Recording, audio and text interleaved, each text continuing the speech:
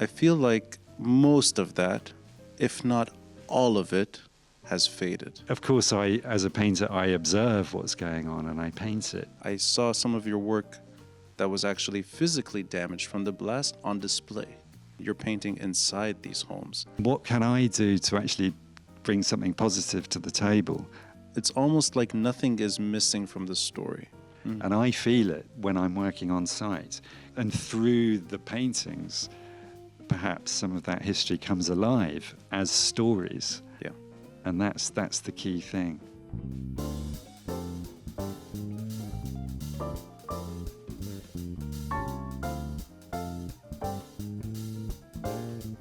Tom Young, welcome to MTV. Thanks, Ronnie. It's good to be here. It's a pleasure to have you. We're friends. I know you beyond the podcasting terrain, even though the most intimate conversation I've had with you was on my own podcast, Beirut Banyan. That could be roughly 3.5 years ago, perhaps a week into October 17. And I went to your home, we sat on your terrace in Yemzig, and we talked about what feels like now a completely different era. There was so much happening on the streets below. And I think, if memory serves me right, we could hear Martyrs Square in the distance. We could hear some of the noise in downtown. And that episode was trying to reflect on a moment of what felt like positive change. In the years since, every time I've caught up with you, whether it's chance encounters or whether it's going to your exhibitions, I feel like most of that, if not all of it, has faded. And the reason I'm going down that road at the beginning is because I think that's fine. As a storyteller and as a painter, I think in different ways we're both honest enough to honor a changing landscape the way it is. And maybe it's not always our job to offer opinion. Maybe it's just to make sure the narrative is intact. But documenting all that's happened, I think the two of us together have offered quite a landscape. I've done hundreds of episodes since. You've painted majestic views, cityscapes, buildings, people, and I can't think of a better artist that has done this for Lebanon than you. Thanks, Ronnie. That's quite an honor. On MTV, it's not easy to embed anything in the video episodes, but I wanted to bring some of your, well, these are accompanying, almost like, I don't know how to describe this. You're offering your exhibition to live at home with you later because most of what you exhibit is in these pamphlets. And I'm going to touch on two in particular. We're going to get into Motherland. We're going to get into Revival. Separate stories, but they, in a way, they link because every story in Lebanon finds its way to linking to other stories. But let me start by asking you if you feel the same way that I do about 3.5 years going by, where suddenly most of what we felt has faded, or if you still feel something from October 17 lives in you, just the emotional consequences since we last spoke. Well, yeah, I guess looking back now, those times do seem like a kind of innocent age, you know, a sort of a time of innocence, the age of innocence, as some of my paintings are called, in fact. And maybe a slightly naive time. But it was a great expression of unity amongst people, particularly the youth. And I think even though nothing was really achieved politically, as we know, as we can see now, things have just got worse. I don't think we can tell what seeds were planted then. And I think the seeds of something positive and beautiful for Lebanon were planted in those heady days of 2019. And they were, you know, dashed by, for all sorts of reasons. It's not in the interests of any of the elites, you know, to let that movement, you know, continue and to develop into anything more substantial. And then, of course, the winter came, the rains came, and then COVID came, and things got nasty and unpleasant, you know, in early 2020. And then, of course, yeah, COVID just washed it out. And then the explosion, as we know, just completely demoralized people. And it was such a massive trauma, you know, one on top of the other. And it's no wonder, in a way, that people have felt a bit lost and demoralized. But I mean, I'm a great believer in the spirit, the essence of Lebanon, what this amazing place really is deep down, deep in its veins. And I think something that we can't see yet, we can't possibly anticipate, possibly is growing. And, you know, that's what I perhaps, you know, like to do, is to offer in my own artistic way something positive, contributes to this revival that is going on in the midst of a kind of disintegration of perhaps the old Lebanon, or what we thought Lebanon could be. So yeah, I mean, of course, as a painter, I observe what's going on and I paint it to some extent from a distance. You know, there is a sense of being the witness, you know, to quote a kind of, well, a meditation spiritual term. But it's more than being a witness. It's being an active part. I don't see myself as necessarily separated from what's going on around me. And so, yeah, with my art and my projects and my exhibitions, yeah, I hope to, let's say, just add a few drops of something meaningful and something beautiful into the mix. And those ripples may, you know, turn into waves, you know, perhaps later on. The way you describe your own journey through your art, and in a way the terrain you honor best when it comes to modern Lebanese history, when you speak and the way you're attached to this country, I feel the same way. But it's not 100% aligned, maybe, with the pure beauty that you describe. For me, there's a haunting element to it that I identify with. Yeah. And I want to go down this road a bit. Before we get into Motherland and Revival, the reason I brought earlier pamphlets is because I think every time I've experienced your work, it's in an abandoned site. Maybe the exception is your home. I've seen your work up close. Although my home was also badly damaged, Right. and then abandoned for a period of time till it was fixed. And if memory serves me right, although my memory is not so good, I saw some of your work that was actually physically damaged from the blast on display. Yes. Sort of torn or and stitched back together. Yes. Exactly. Yes. But it's on display, which in a way that's what resonates with me. So allow me to try. I brought with me an earlier exhibit pamphlet that you did at the Rose House. Now, for those that don't know the Rose House, it's that beautiful, charming, fading red home. The original owner, the name escapes me now. It's either Bet Dau or Bet Ardati. Oh, okay. Yeah, the Ardati family built Ardati it, family? but they're cousins, closely related to the Dau family. So this is the one that lives in Manara, in Ras Beirut. Exactly. The Ras of the Ras Beirut. Well said. It's completely desolate now. It feels like it's been through 5 wars since the Civil War. I mean, it's so badly damaged.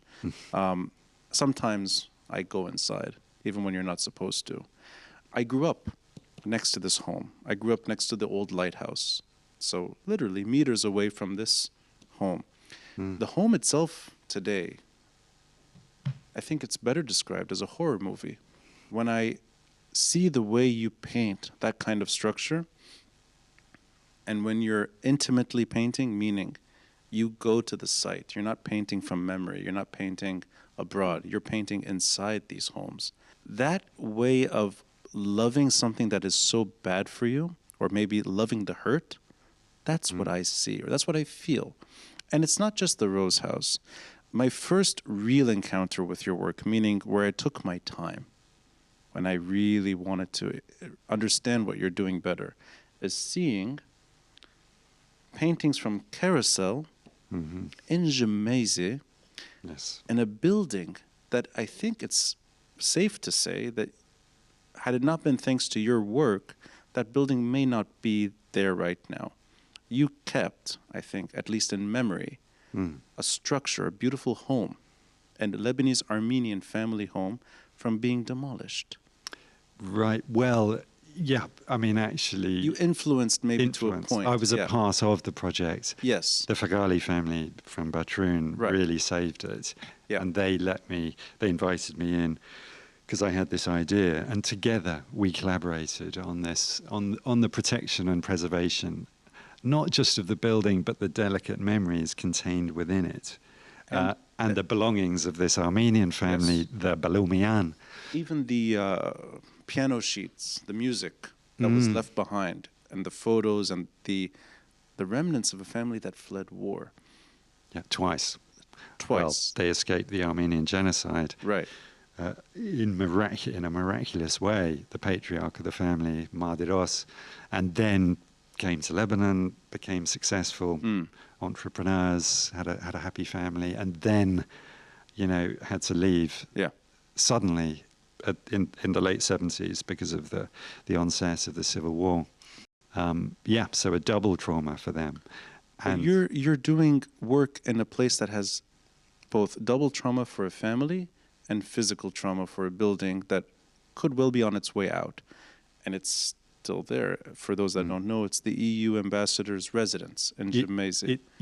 After 3 years of it becoming an exhibition centre, firstly for my exhibition and then for many other artists. Right. It was a exhibition venue, and then the EU ambassador at the time fell in love with it, and it then became the residence. So now it was saved. It was saved. And now when I go to these diplomatic functions at the EU ambassador's residence, I think of you. Yeah. Ironically, I did this in the same year as Brexit. Well, there you go. And we joked there's no Brexit in Lebanon. Even one of your paintings, I think, is in there. If I'm not mistaken, it's one of the paintings that was on display during Carousel. I think is there. If memory serves me right, I was pointed at it. But the reason I'm going down this road before we get into the newer exhibits is I identify with that pain. I've heard you talk about loss before. I've read your own description of loss in different places. But I'd like to hear if what I'm saying is what you're drawn to, meaning maybe the pleasure you seek is not something that's entirely good. It could be bad. So yes. I don't want to overspeak here. I'll let you... Yes, well, that's a very good point. Exactly. It's what's underneath the level of the layer that you see comes from personal experience of loss. And as you well understand, the tragic loss of a parent, Allah yarhamhu. And I lost my mother when I was 10 in tragic circumstances. In fact, she took her own life. And this experience and the sudden displacement from my old family home to another family home, and then my grandfather died, and then my cat died, and it's just one thing after another. For a small boy, was just devastating. Luckily, I had a very good, solid father, and who's always encouraged me to paint and research history, and a lovely sister too. But yeah, devastating experiences, and I think that experience of trauma stayed within me, and it goes into the body as well as into the mind and the heart. And I think certainly when I came to Lebanon, I recognized something deeply familiar here that had something to do with a common experience of trauma. And even the timeline was sort of similar, that my mother died in 1984, just after, of course, the Israeli invasion here in 82. And I actually remember distinctly as a young boy watching endless TV reports about this sort of dusty place, Lebanon, with these bombs going off. And possibly something went into my mind at that time. What is this place, Lebanon? Why do I have to keep on hearing about it on the British news every night? And so maybe when I came here, there was this sense that I recognized something familiar. Also, this sort of curious situation in my family is that my family has and had become very fragmented and divided against itself. Different strands of the family sort of in a sort of state of conflict. And I was, and have always felt, in the middle of that. So a lot of these conflicts and wars being fought through me. So when I learnt more and more about this precious, flawed, beautiful place, Lebanon, struggling to find its identity, but having these big powers fighting wars through it, but not communicating with each other directly, reminded me, that's familiar. So the geopolitical tragedy of Lebanon mirrors your... my own personal experience. Wow. Now that may seem far-fetched, and sure, I mean it's of course I'm well aware of my white privilege, and I've got a British passport, and so some things are not the same, and shouldn't be confused. But I think that we are more than our nationalities, and there's something deeply emotional that joins us together, and it's a sense of resonance, I think, a sort of common vibration. So when I came to Lebanon, I felt in a way that what I'd been through was not quite so, I wasn't so isolated, because just about everyone here has been through something like that. And I think in England, in London, I felt actually probably quite isolated. And I was painting the River Thames and vineyards in the south of France. But it really, I wasn't really expressing my essence. I hadn't found my true calling or my path in my own land. The trauma of Lebanon is more to do with the draw than the natural landscape, for example. Because I can imagine the French countryside or the Riviera being mesmerizing in terms of beauty, stunning beauty.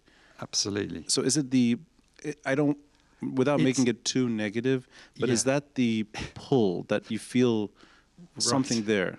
Well, there's a term for it, trauma bonding, isn't there? Oh, I didn't know. Okay. Well, apparently, in relationships anyway. Well, there you go. Well, that I would say that's an element, perhaps an essential element to it. Just as an engine, each part of the engine, there are important parts. And without that one part, the engine wouldn't run. It's not everything, but it's a very important part of what resonated with me here and what drives my art. But, I mean, beautiful landscape and culture aside, which draws me to Lebanon, the element of trauma and loss is a starting point for me. It's not necessarily something that I really want to dwell on, or I do dwell on.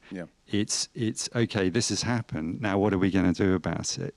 So it's the way I see my work is about the response to trauma.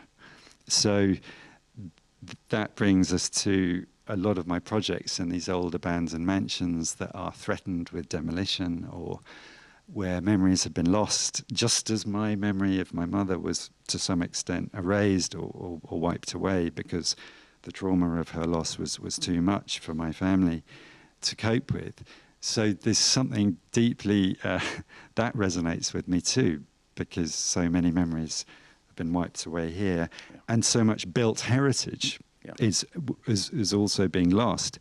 So, but the point here is how are we going to respond to this? What can I do to actually bring something positive to the table in perhaps reinventing these beautiful buildings and giving the public access to these spaces that previously may have been just for the elites or the rich. Is it fair to say that most of what your work encompasses is places that were once glorious that are now in despair? Is that without sounding too romantic here, but is that a fair way of honoring what you do in its broadest sense, that these were once majestic locations, or even for that matter, people in their prime that have now either faded from view or not in their prime anymore? Is that a way of generalizing what you do? Yeah, there is that sort of sense of the romantic ruin, which is part of, I guess, quite a sort of British or European sensibility. Is the kind of Gothic spirits of the magical lost ruin. Yeah, there is an essence. There is an element of that in the work, but some of the buildings are associated with the aristocracy and the wealthy, such as Sofar, particularly. Well, actually, this is kind of why I wanted to mention, this is the one exhibit I didn't see. There were a few years I wasn't here. It happened in those few years. But even this hotel, it serves now as a backdrop to wedding venues sometimes, but it's not it's abandoned. Yeah. Fully abandoned. Yeah. But you're painting this huge empty hotel in the mountains. Well, I mean, nothing had happened there since 1975. And in fact, I went to the building in 2012, shortly after I actually came to live here, which was 2009. Fell in love with the place immediately and was just captivated by this magical mystery. Yeah. Why is this place like this? What happened here? Who? And so that sense of the mystery is important. But in the show, of course, I wanted to celebrate the famous singers Kulthum and Asmahan and Farid al-Atrash and these characters, as well as the British General Spears, the French de Gaulle and Catroux, and all of these famous people, and the first meetings of the Arab League happened there. And so I wanted to sort of, revive this history, but also learn about, let's say, the more working class part of the history. Who were the cooks? Who were the chefs? I met the guy who worked the telephone switchboard, the bellboy. So it was about creating a mosaic which reflected, the whole of Lebanon. And also, a really important part of the project was getting to know who lives in Sofar now, and sort of getting the local Saj people to set up their stalls in the garden and bringing business to the place now. Because it's not just about nostalgia and looking back. It's about how this process of the sort of preservation of heritage can actually contribute to the present moment. But it's interesting, Tom. These are hotels in the mountains of Lebanon. I think it's... So I don't want to sound like I'm trying to counter a narrative or trying to sort of look down on ideological bend. I'll just say something. It doesn't matter if you're Lebanese or not. You can be drawn to these buildings. I don't think there's a privilege. I know you hinted at it. When it comes to art and when it comes to relations to infrastructure, I think you can be from any nationality and you can still be drawn to a building's story.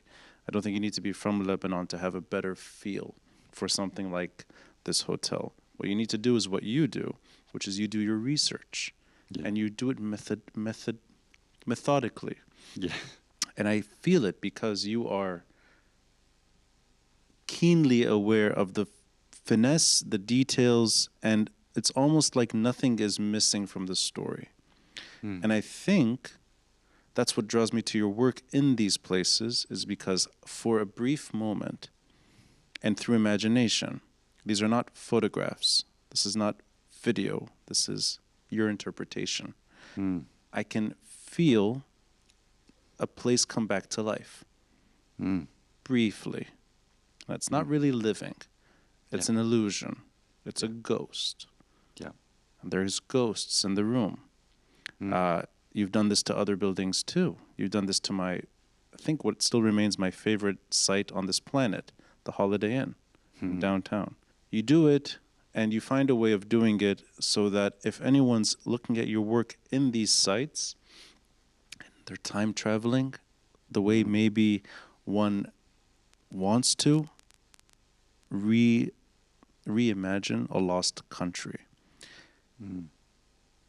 Is that your own personal journey by trying to heal in Lebanon, that you're keeping something from completely fading? Yes, that's an interesting point. I mean, there is a sense in which I'm processing, sure, my own sense of loss. So going through my own healing process by doing these projects.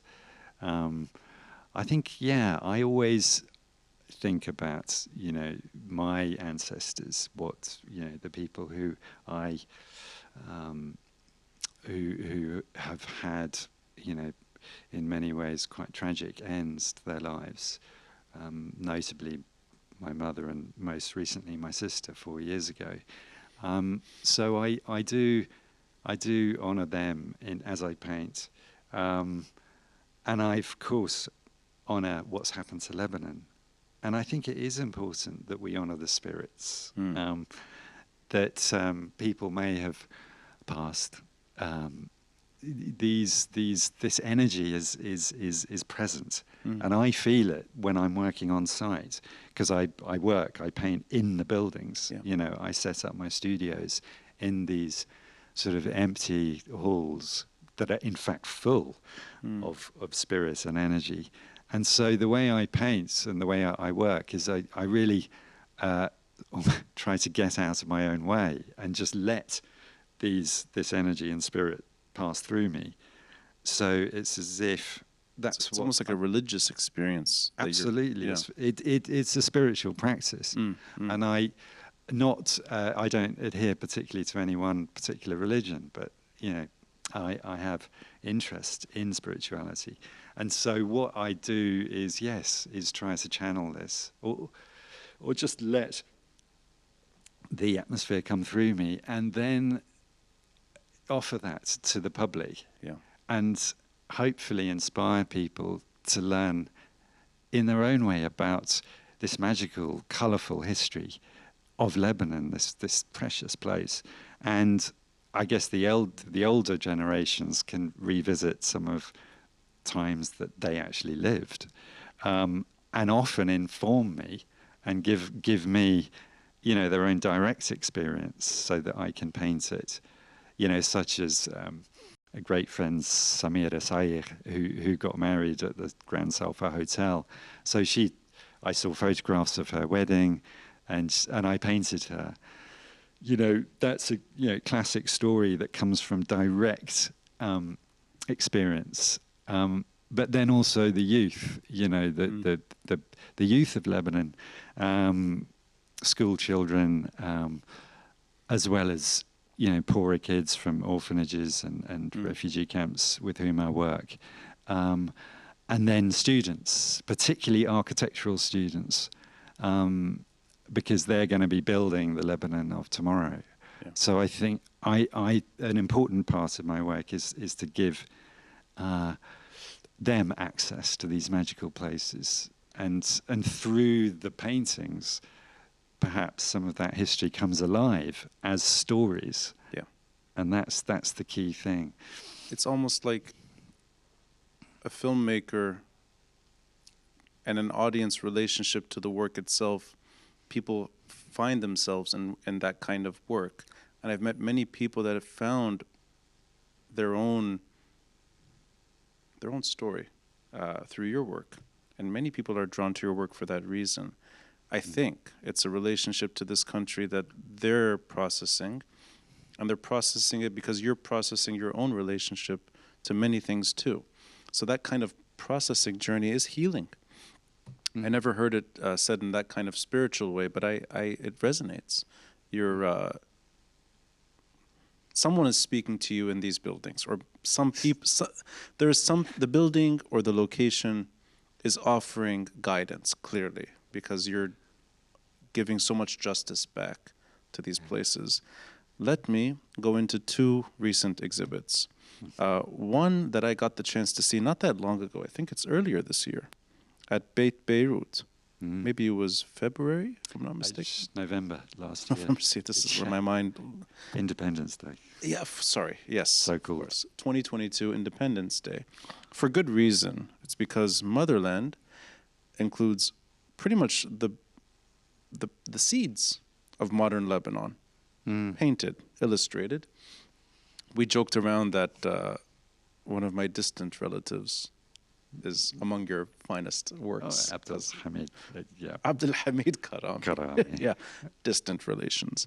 And I think when you go that far, you're related to everyone in Lebanon too. So, but he's my cousin. Yeah. He's my fourth cousin. Well, third, fourth cousin too. Allah yarhamu. That's Abdul Hamid. One of the statesmen that helped found modern Lebanon and its politics and its geography and its communities. And Motherland is also something else because it's your own family ties to Lebanon, which I would have never imagined had you not poetically shared it with us. In your own words at Beit Beirut, but also in a film where you took us to the UK to a remote village, pardon my, it's a bit sort of, it's not London or Manchester, it's the countryside. Yeah. And you're going to find the history of a cousin of yours that was a military advisor to General Spears during Lebanon's independence. Yes. This is insane. I know.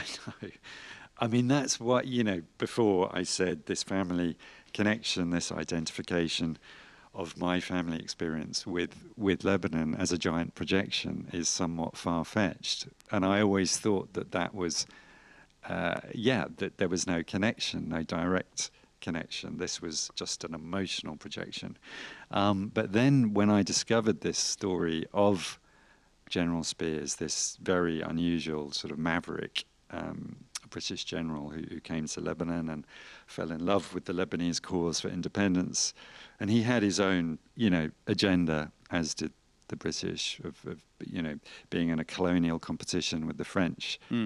So it's all part of that dirty colonial game. Let's not lose sight of that. But very romantic character. And I worked in the house. I painted in the house where he lived in Zarif, next to Zar al-Blat, which is now an administration center for Dar al-Aytam al-Islamiyya. And I was working with the children from Dar al-Aytam for 6 months. And we were painting and learning how to draw and paint in the building and the garden. And then I discovered this story and read the memoirs. I'm going to ask MTV to just, if they can, maybe this is the kind of illustration, it's the kind of work you provide. It's the founders of modern Lebanon. In the house in which many of those meetings that led to independence happened. Right. And but no one knows because the story's been covered up. I think this one is General Spears, yes. It is. 1943. 43. So this is really at the moment Lebanon is born. And the 80th anniversary is this year of this moment, and we all know that real independence has never been achieved, as we've seen particularly in the last few years, with the certain big powers meddling as they do in Lebanon's politics. But anyway, at least the notion of independence, was at least declared then. And so I was working in the house. Sadly, a lot of the historical, political portraits were removed because the institution, Dar al-Aytam, thought that it would be too controversial for them as a social welfare institution. So sadly, again, memory and a vital part of Lebanon's history was, removed from public view because of the private concerns of an organization. So the intent was to first exhibit it there. That was the original idea, yes. But in the end, we did a show about architecture and landscape with the kids. Okay. I had my paintings upstairs, they had their paintings downstairs. Yeah. It was a lovely show, but the real history was sadly removed. But that, in a way, gave me the impetus, or the driving force to push on with the story, because it made me think, well, why is this history still alive? Why do people want to cover it up? Yeah. And why is it so controversial? And so that led me on a deeper journey, and to go back to England, where a lot of the government archives about Lebanon's independence, the letters of both Spears and de Gaulle, are held in the National Archives in London. And I studied at Oxford and in London, as well as meeting the private secretary of General Spears, Lebanese lady May Arida, who went on to become, a famous director of the Baalbek Festival and a sort of international socialite. Yes. Beautiful woman. And I got to know her at the end of her life. You shared a lovely several-minute film at Beit Beirut of you and her sitting next to each other. You're showing her, I think it's a painting of General Spears, and she's talking about her relations to this man in the 1940s. Yes. And it's right before she passes away. Absolutely, yeah. It was the last interview she gave. Yeah. And I think what's important is that here we have a first-hand witness account by someone who's Lebanese, not some British historian, and also a Lebanese woman. And I think that's really interesting. And she was there. She witnessed these events. Yeah. And she really encouraged me to follow through with this. She felt it was really important work. And so she's a big inspiration, bless her. I want to just mention, I sent her a direct message after, a friend of mine, Zalfa Shamaoun. Right. Yes. There it is. And leader of the Women's March in 1943. Her granddaughter, Tracy Shamaoun. Yes. Who's, a fine lady herself. And Tracy Shamaoun was there. Yes. The opening night, the Independence exhibit at Beit Beirut, seeing Tracy Shamaoun next to Zalfa Shamaoun, messaging the younger Zalfa Shamaoun about Zalfa Shamaoun was insane. It's almost like everyone is there. And not only Tracy was there, but Riyad al-Assad was there, and he's the grandson of Riyad al-Salah. Riyad al-Salah, yes. And also the Kinder Arslan was there, who's the granddaughter of Majid Arslan, the Druze leader who set up the sort of emergency government at Bishamoun when the French forces imprisoned most of the Lebanese governments in Rashaya Castle. So she was there, Tracy Shamaoun, Riyad al-Assad, and also Mohammed Oseiran. Adel Oseiran's grandson? No. Adel Oseiran's grandson. Grandson, yes. Right. So in a way, we had a complete cross-section of all the different sects, Sunni, Shia, Druze, Christian, Maronites, and then, Orthodox, Arida. And so this great cross-section of, the kind of echoes of history. Yeah. And they really care. And I think that is well, it's a great expression of Lebanon's mosaic and what this art means, you know. And the other audience members seem to fit into the story too. Mona al-Halla, who's in a way, I'd say the big reason why Beit Beirut is standing, she was sitting next to me. A woman that has done her best to preserve some of Beirut's heritage. She's right there. Next to her, Roderick Surso. Roderick Surso Cochrane. I always forget how it ends. I believe it's Cochrane. Yes. Yes. Whose family is the reason why we have this hotel. Yes. Yeah. And who is called Cochrane because his father was an Irish officer in the British Army under General Spears in 1943. Exactly. So there you have Roderick, who's a quarter Lebanese, but he's Lebanese through and through. Yeah. And his relation to the UK and your own relation to Lebanon and all these people sitting next, it's I mean, in a building that is there because it reflects the tragedy of modern Lebanon. Right. But it's a majestic building. All of that, and then you're sharing, to me, what was a riveting story that brought all of this full circle. It's almost like your whole experience in Lebanon brought you to that point.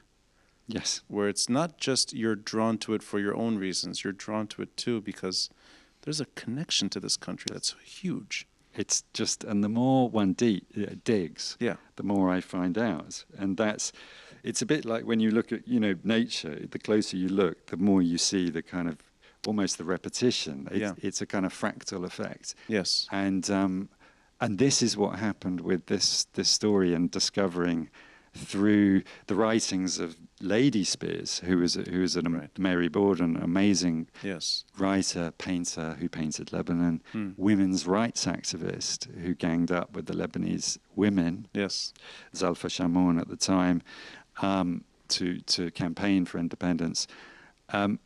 Mary Borden, Lady Spears, wrote about this cousin of mine, Colonel Isham, who was the first British officer on the scene to advise Spears when the French locked up the Lebanese government in November 1943. And the bizarre thing is that I grew up knowing him and playing in his garden. And in fact, my parents met in his house. Wow. So I wouldn't be alive, you could say, without this man who was in Lebanon in 1943. Right. And I never knew until last year. Yeah. And I'd been here, 13 years. This is a silly question, sorry to bring it up here, but why did this information come so late? Is it that you just didn't ask the right questions at the right time? Because it seems like this would be a story that you would know before you come to Lebanon. Yeah. Well, I knew about Colonel Isham, but he was better known as a sort of part-time politician and an actor. He was a Hollywood actor before the war. Okay. In fact, he acted in the Hollywood production of Anna Karenina alongside Greta Garbo. Wow. Okay. I mean, he's a colourful character. Yeah. So the Lebanon chapter is not really what defines him. He's done many things. a lot of things. Yeah. And he was gay. He was homosexual, and because that was taboo in British society, as it is now in this region. But so my mother used to be his chaperone at public events. So the connection is that close. Yes. And but was he kind of not I don't want to say shunned, but is that why more about him wasn't discussed earlier? Maybe. Yes, maybe there is some of that. That who knows, really. I think he did so much, and he was in North Africa in the war, and he was in Damascus a lot. I think his time in Lebanon was quite short, but it was the precise moment of Lebanese independence, and he was advising. You know, what Spears, so I've discovered, he was very strong in his criticism of the French, and he threatened the French with British military action if they didn't release the Lebanese government from prison on November the 22nd. And that's the day they were released is Independence Day. They leave Rashaya prison, Shara Khoury, Riyad Salah, and suddenly you have modern Lebanon born. Right. Adel Zairan, the rest begins, all the community elders, the National Pact. Yes. And your cousin is there. And my cousin, who introduced my parents, Yes. is there advising at that moment. Yeah. So that does seem uncanny. And we're talking about the spiritual world or, you know, resonance and energy. Who knows what's going on there? I follow the path. But I mean, yes, I mean, it's a controversial story. And bringing it back to, you know, Lebanon, where Lebanon is today, also because it happened in such a rushed way in the middle of a world war. Foreign powers meddling again, as we know. So it's perhaps, you know, important thing about the story is not to sort of idealize it too much, because it was messy and it was done in this rushed way. But I think it's worth knowing how it happened, what happened, so that we can sort of perhaps work out what we can do with Lebanon now. Perhaps because it was a messy moment. What I like about it, more than just seeing your work on display and in a way almost chronologically displaying the history of how this country is born. Beyond that, I like watching your own surprise when you find out that you're connected to this country through family.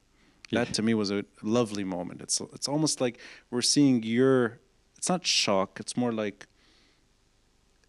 you're realizing there's a layer of your own life that's being uncovered and we're watching it with you, which is why that little trip you took to the UK that's filmed, it lives in my mind. It's sort of, this is Tom Young's journey.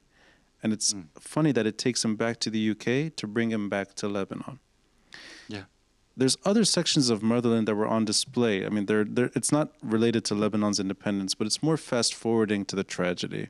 I think one section is called Struggle and the City, which is really the last 3.5 years in a nutshell, all the bad. Even, I think it's a painting of the port blast aftermath, damaged, or sorry, there's paintings damaged post port blast, and then there's paintings of the aftermath of the port blast, and there's paintings of protests being violently disrupted. There's paintings of counter protests. There's a lot. You know, the attempted Thawda, and then the people who were trying to stop the Thawda. We can't be more diplomatic in our language than that. Oh, we know who they are. And also, maybe tongue-in-cheek, but it's also quite tragedy.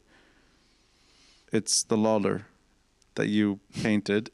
I find it fun because it's childish play as well. It reminds me of Monopoly. But then again, you remember it's your own currency. And it's... And what I like about it, more than just it's easy to access, it's that you actually went ahead and printed Lawler notes. And every Lawler bill has something that's gone wrong in the country. And one of them, it's sort of transit. The train is sort of there on the front. I think at some point, even the central bank is played with on the Lawler note. Yeah, on the bank. On the bank, it's exactly. And because we were, the people I did it with, we were afraid of legal action from the Central Bank of Lebanon if we represented it too faithfully architecturally. So I transformed it into the Holiday Inn, in fact. Right, yeah. Which is synonymous with dysfunction and the collapse of modern Lebanon. So there was a point there. And yes, indeed. I mean, in that show, I wanted to show the inception of Lebanon, you know, the original vision for the Republic of Lebanon with the National Pact and, you know, Spears and all that he did, in the context of what what's happening now. Right. So as not to show, so as not to idealize this history too much, but to show, okay, this was the original vision, and it was all quite glamorous and exciting and cinematic, but it was messy, it was colonial, it was rushed, and this, to some extent, is sort of what happens, not only because of the colonial effect. There's lots of other reasons, but yes, to show those two periods of history, and to show, to be realistic, but not to glorify what's going on around us, but to be honest. And in that honesty, there's something that has somehow survived to a point, despite all the decay, despite all the environmental degeneration. The natural beauty of Lebanon is still there. It's not shining the way it once shined. It's not all intact, but there are places in this country that are majestic. And I don't think it's an accident. Mother Nature, Motherland, and your own mother. Exactly. So is that really honoring the beauty that is a mother, and honoring this motherland that produced all of this? Yes. Well, exactly. The idea of motherland is multi-layered, and obviously this connection with my mother and the somewhat tragic loss that I experienced, and the tragic loss that many people in Lebanon have experienced. So that there is that connection. And also that perhaps the idea that I have about my own mother as a beautiful, talented, creative, compassionate soul is something that I do feel in this country that's present, and the role of mothers in everyone's lives that I see other people enjoying. Perhaps I didn't experience this, but it's the role of the mother, the role of the women in the independence movement, right? In this huge women's march led by Zelfa Shamoun, and the role of Lady Spears as well. So the role of women in history, which is covered up often. It's a narrative that we don't hear enough about. But when you read the memoirs of the time, it was a big part of what was going on. And so my connection to the story does come through almost a female line, and the identification with my mother, and then the idea, that of Mother Earth, going back to the spiritual, transcendent elements of this land that we all share. No matter what our religion or economic background, it's something common to us all. So that an important part of the show was, there were almost three parts: the colonial history, independence, and the struggle of the Lebanese movement, the almost the Thawra explosion, Lola, political reality of recent traumas and crises. But also the transcendent nature of, Lebanon's beautiful landscapes, and the cedar tree, of course, as the sort of the majestic symbol of Lebanon, which, maybe it's been turned into a cliche to some extent, and even politicized by particular sects who use it as the symbol, but it is something we all share. And Lebanon is just, I go hiking often up in Jebel Musa and the Shuf and Wadi Adisha and Kasarwan, and these beautiful valleys and mountains, absolutely stunning. That I find that very inspiring. And to quote the great Freddie Mercury, "There's nothing sweeter than a mother's love." And I think you've done a certain processing through paint and through art that makes us feel more connected to the motherland that is Lebanon. I think without you, there would be a huge gap in the artistic space of this country. And I want to make sure I honor Revival, because last weekend or 2 weekends ago, again, my memory is fading. I think it was 2 weekends ago. Yeah. It was, Feels right, yeah? Yeah. Not that long ago. Right. 10 days ago or so. Yeah. I was in Saida, watching, listening to a friend of yours, Rupert Egerton Smith. Is that right? Edgerton Smith. Egerton Smith. I can't say it. Yeah. Rupert Smith. Yeah. A friend of yours.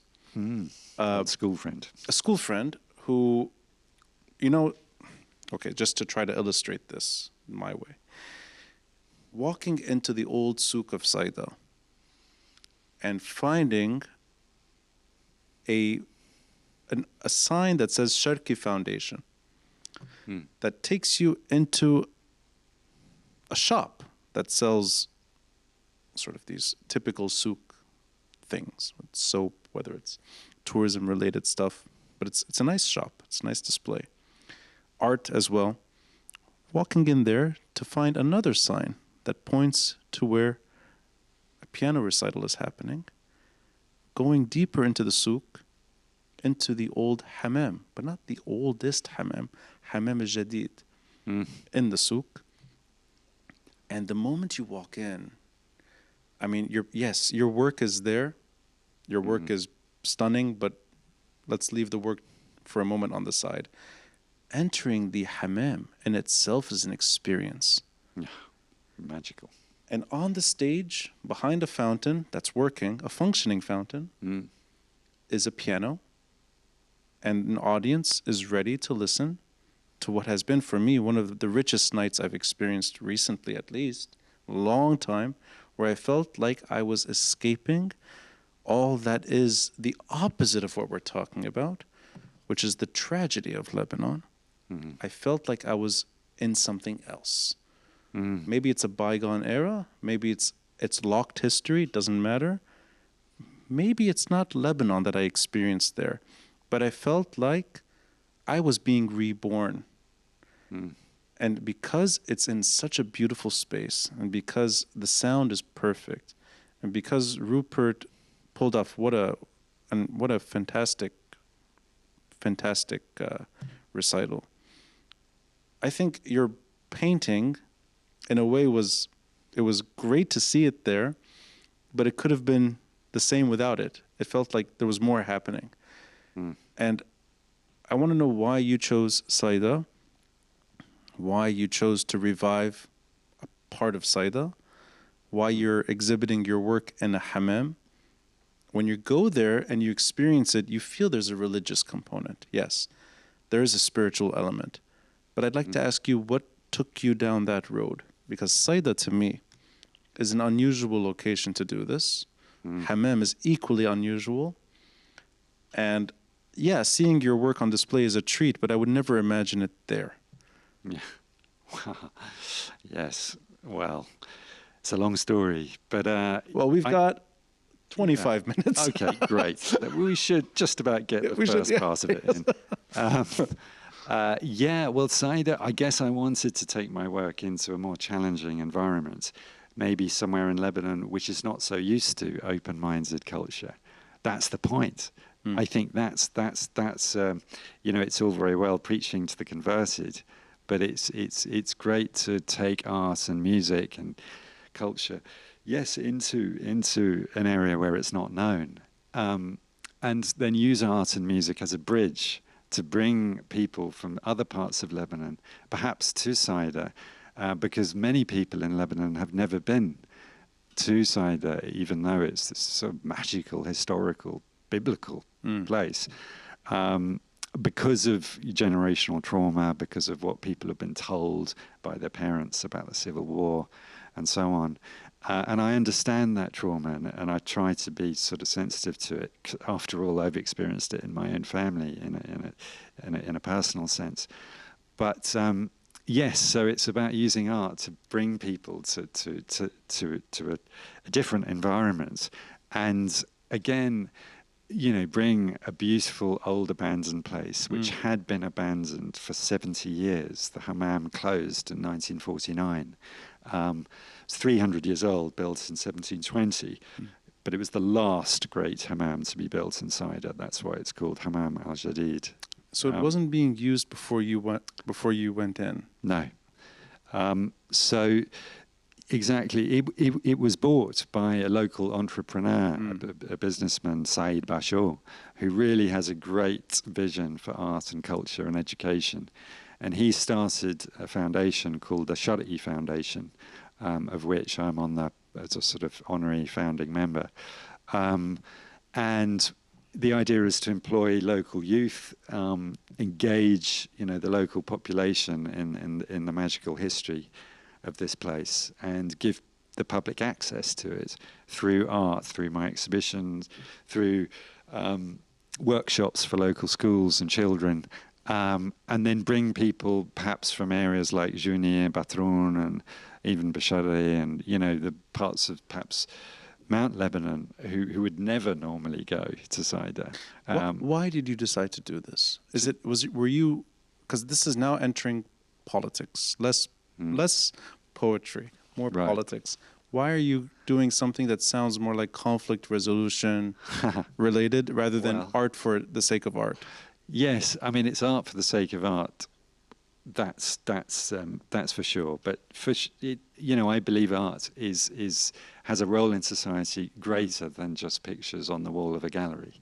I think that art really must, by its very nature, respond to the sort of geopolitical and sectarian nature of what's going on around us.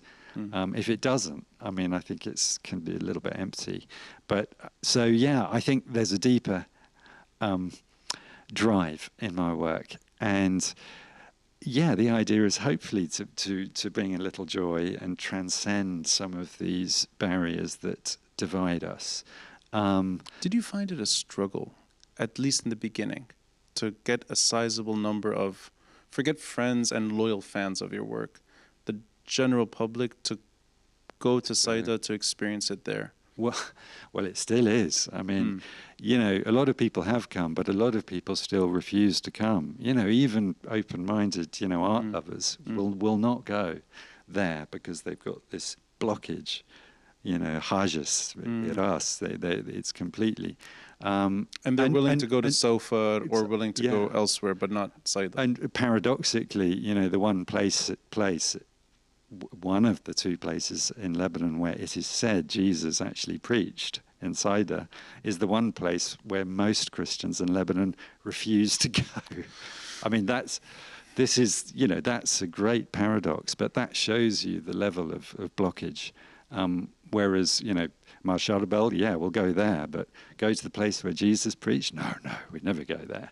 Now, Makhdouchi, which is not so far away. And Makhdouchi, where the Virgin Mary is said to have slept and stayed. Yes, I mean, these are, stories there, but they're, and also where St. Peter and St. Paul met and stayed in the souk in Saida, right opposite where the hammam is. Yeah. So these are important places, and it's not I mean, the project is not about a sort of sectarian mission. It's about bringing people together, because the hammam itself, what I love about it particularly is that it was a gathering place, a sort of semi-spiritual place where people from all three Abrahamic faiths would gather, the Muslim majority, Christian minority, and the Jewish, sizable Jewish population who there used to be wedding ceremonies there. Actually, you know what? We'll get into that subject because that's something really interesting subject to get into. But just for MTV to see, that's the kind of stuff you do, where you go into the hammam and that's me. It's you painting. But that's the black and white version. There is a color one there somewhere on perhaps one of the previous pages. But there's color too? There's a color one. Wow. It's. But just well, that's. There we go. That's the painting itself.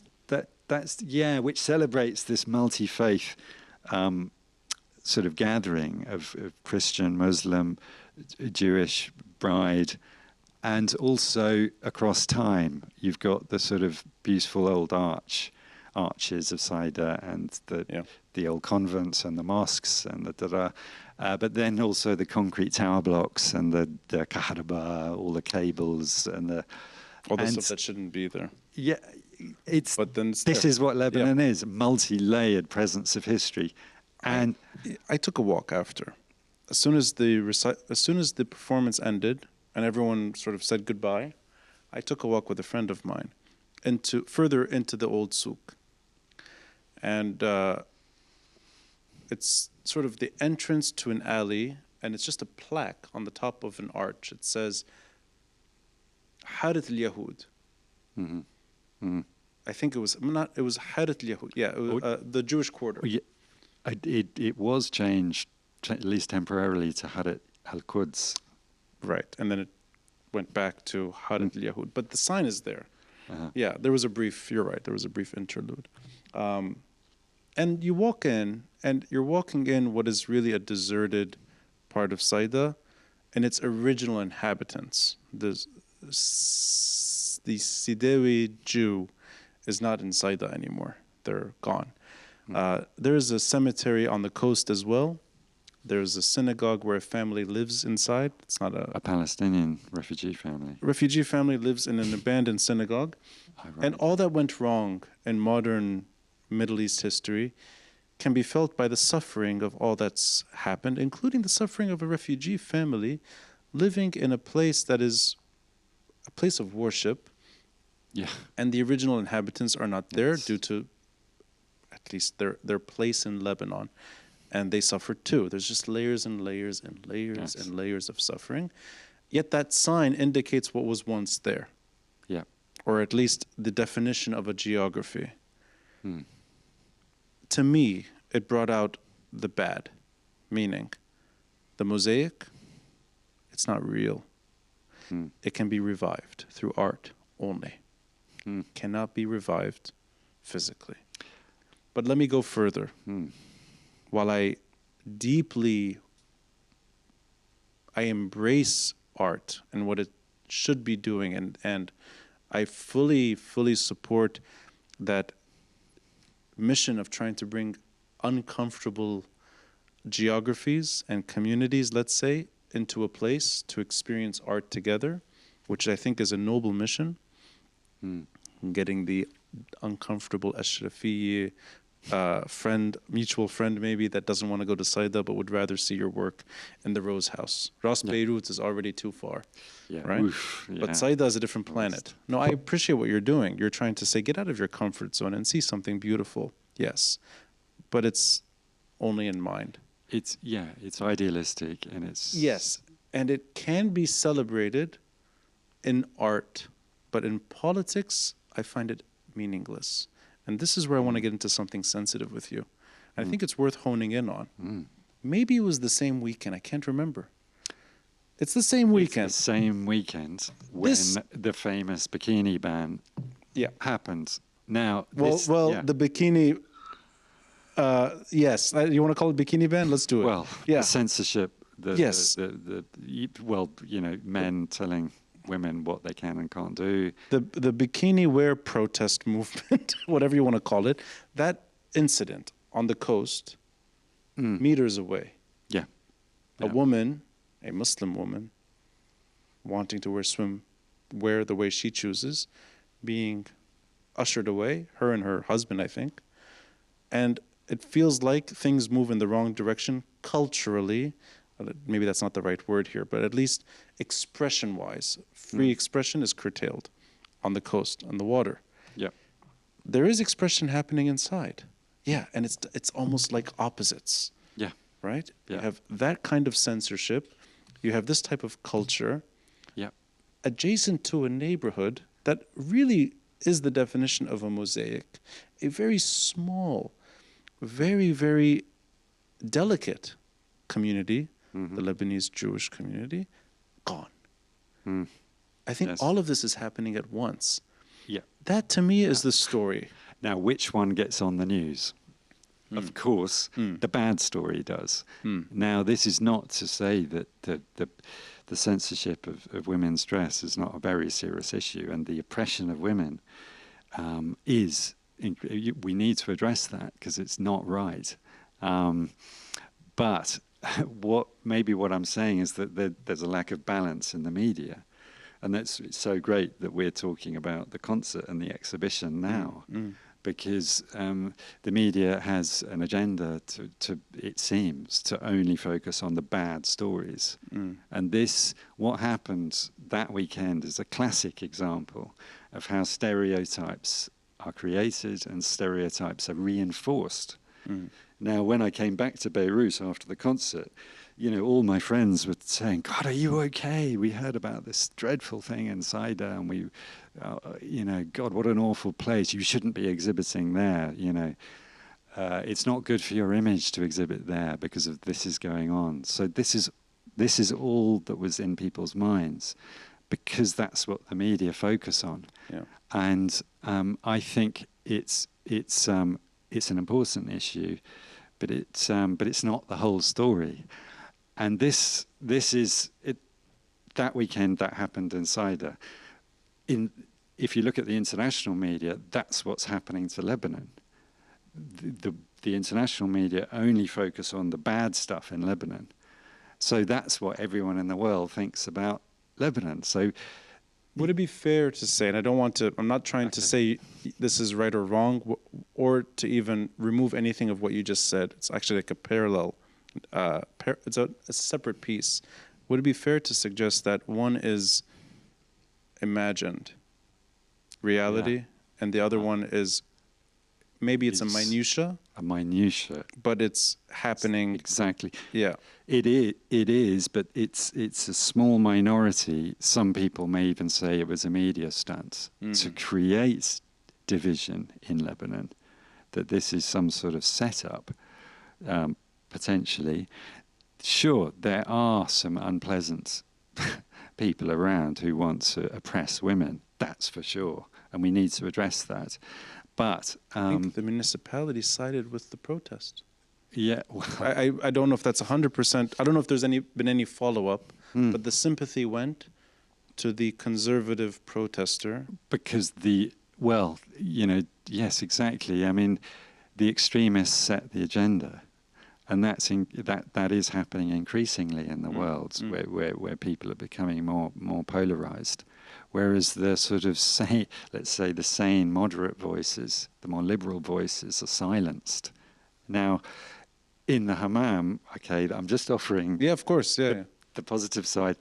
We've got 2 or 3 young women from Saida working for the foundation, taking a leading role in running the cultural events there. Unveiled,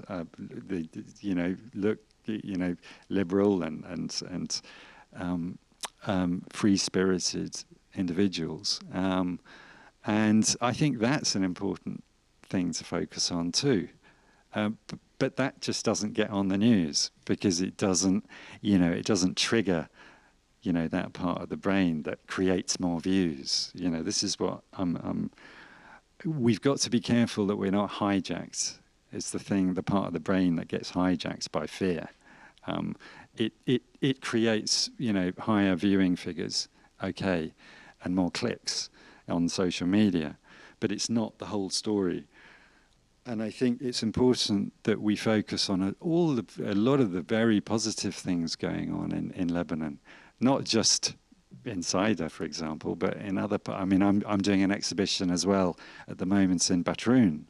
Yes. At the moment, in fact, the closing weekend at a beautiful old mansion, Dar al-Mona. So yeah, I'm another part of my work is to try to do shows in different parts of Lebanon, serving different communities as well. What I like about your work in general is that it doesn't prejudice. Lebanon is itself to you, and I think I could be maybe a bit not cynical, more like it's clear it's going to be it's a struggle to do this in Saida compared to Batroun. And you will have maybe a friendlier, or at least the numbers may lean in favor of Batroun for many reasons. And Batroun has become that kind of place anyway. Even Lebanese that visit Lebanon now, many are just staying in Batroun. So let's say there's that. Possibly it's got its own challenges because it's a leisure place for leisure and hedonism and going to bars. But I think the more serious observer of your work goes to Saida and experiences it there. And it was an honor to be invited and to sit down and see you doing everything you do, bringing a musician to perform there, discussing briefly your work and having it accessible in the background, encouraging people to do something that they're not always willing to do. Even myself, to be honest, I took my time by wanting to wait for the right moment to go to Saida. But it's an exhibit that's been going on for quite some time. I could have gone earlier. Maybe I saved the best for last, maybe. Yeah. But I'm glad I went, and now I have no regrets by doing that. And I think that is a mission worth celebrating. You're not just somebody living in Lebanon, painting Lebanon. You've become part of the fabric. And I think it's an honor to know you as a friend. It's a privilege to do this with you and to take some of your free time to discuss your work and your story. I look forward to seeing the next exhibit, wherever it is in the country, I'll be there. And for all those reasons and more, Tom Young, thank you for joining MTV. Thank you, Ronnie. It's a pleasure.